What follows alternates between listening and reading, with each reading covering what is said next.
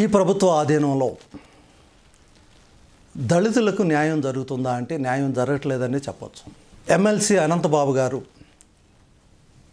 ఒక రౌడీ షీటర్గా ఉండి ఆ యొక్క రౌడీ షీట్ని తొలగించబడిన తర్వాత తన డ్రైవర్నే మర్డర్ చేసి డోర్ డెలివరీ చేశారనే ఒక నిందారోపణతో ఉన్న ఎమ్మెల్సీ అనంతబాబు గారు యథేచ్ఛగా సీఎం ఆఫీసులో తిరుగుతూ అదేవిధంగా సీఎం కాన్వాయ్లో కూడా తిరుగుతూ కనిపిస్తున్నారు.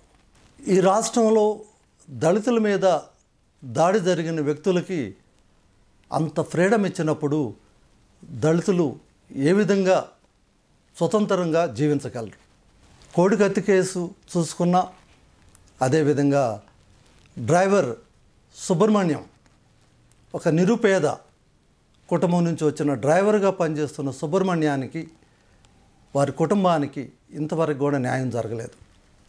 మేము కోరుకుంటుంది ఒకటే, ప్రతి ఒక్కరికి న్యాయం కావాలి. సుబ్రహ్మణ్యం కుటుంబానికి న్యాయం కావాలి. ఆ న్యాయం కలుగజేసిన రోజున ఏ ప్రభుత్వానికైనా ఈ యొక్క డెమోక్రసీలో పరిపాలిస్తున్నారనే నమ్మకం కలుగుతుంది.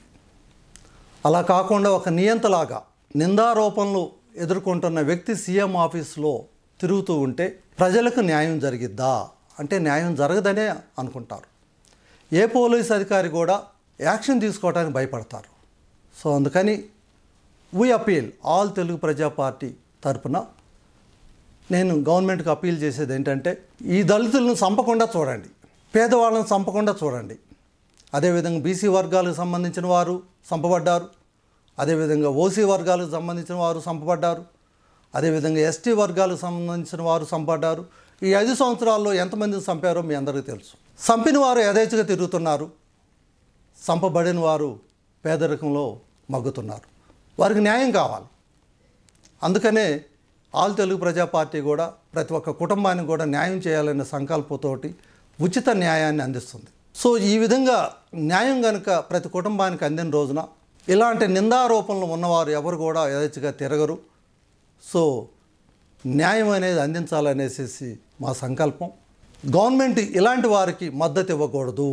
ఎవరైతే చంపబడ్డారో ఆ కుటుంబాలకి న్యాయం చేకూర్చాలి. 5 సంవత్సరాల నుంచి న్యాయం జరగలేదంటే బాధేస్తుంది.